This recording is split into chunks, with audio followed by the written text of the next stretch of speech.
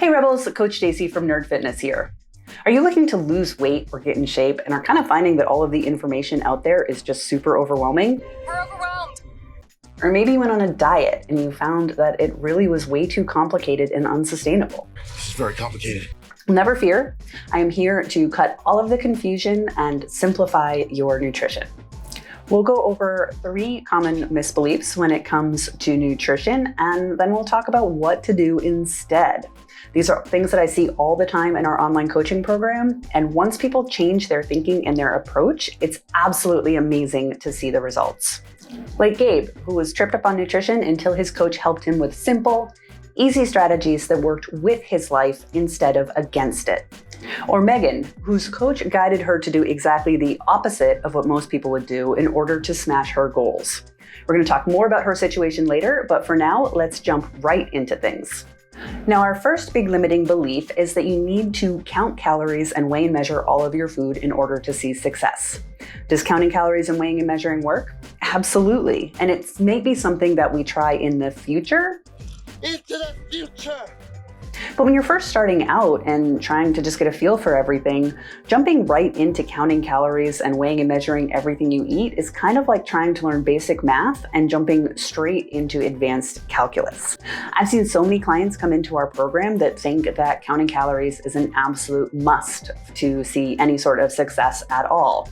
And they come in, they're motivated for a day, 2, maybe a week, and then quickly get really annoyed and overwhelmed by the amount of complexity and amount of work that's involved with it. So let's just keep things simple to start.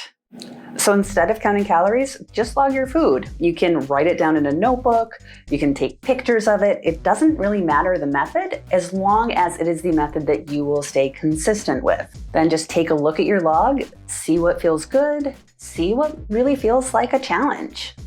So what this will do is it will disrupt our automatic routines and really bring some awareness to our eating. And these 2 things alone can make a huge difference when it comes to habit and behavior change.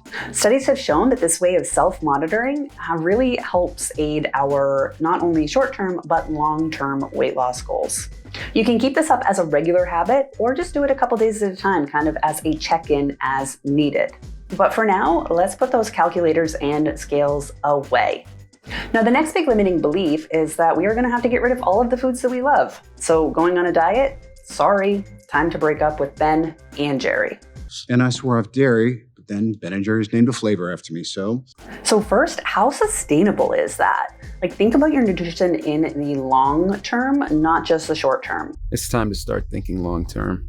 Because sure, we can cut things out in the short term and bear it for a little while, but oftentimes the experience just becomes absolutely miserable and we rebound hard. Plenty of people lose weight and keep it off, all while still enjoying their favorite treats and desserts. It doesn't have to be all or nothing here. So instead of thinking of things to subtract from your nutrition, think about things that you can add.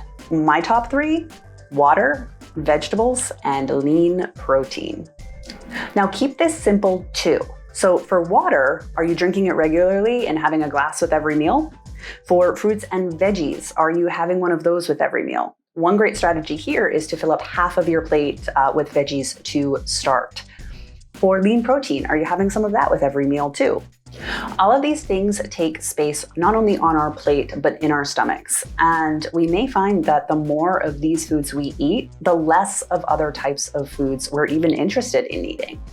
Now let's look back at Megan. So Megan had been calorie counting and really was finding that she just felt miserable and didn't have any energy to get her workouts in. And this is what Megan's coach helped her do. So they worked together to add in more healthy foods, which gave her more energy, which allowed her to work out harder and really transform herself. Are you amazed at Megan's results?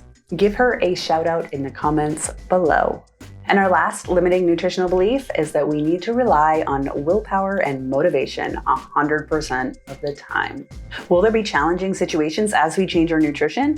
Absolutely, but let's use our own psychology to help us build those habits. Now, according to James Clear in his book Atomic Habits, there are 4 laws when it comes to building habits. And the first one is to make it obvious.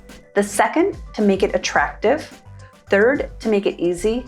And the last one is to make it satisfying. So let's look at examples of each of those. Now, to make it obvious, we can keep a bowl of fruit and veggies on our counter or keep them eye level in the refrigerator. Now, on the flip side to that, remove things from your line of sight that you don't want to be eating. So either put them in the cupboards, the very top and the back, or keep them out of the house completely. Now, to keep things attractive, social support is a huge boost. So join a group where healthy eating is a normal thing, and hopefully you'll have other things in common too. There's only a group that enjoyed eating healthy, working out, and nerdy things. We can make it easy by using time savers whenever possible, like grocery delivery, pre-cut frozen veggies, pre-cooked meal delivery, or my favorite, which is bulk meal cooking or prep at the beginning of the week. And make it satisfying by giving ourselves an immediate reward. So maybe it's getting a dopamine hit by reporting back to our group of friends and letting them know that we did the thing. Or we could use a habit tracker and get a sense of accomplishment when we check off that task. Even better if we can earn XP doing it. So with those 4 habit building laws, it becomes less about motivation and self-control and more about changing our environment and building those systems around us. And that is the way to change our habits. So there you have it. Comment below and let us know which tip you are the most excited to start using, or alternatively, let us know what nutrition challenges you are still having. We would absolutely love to hear it. Take care and best of luck with your training. If you liked this video, give it a big thumbs up and make sure to also subscribe and follow our channel for more great content.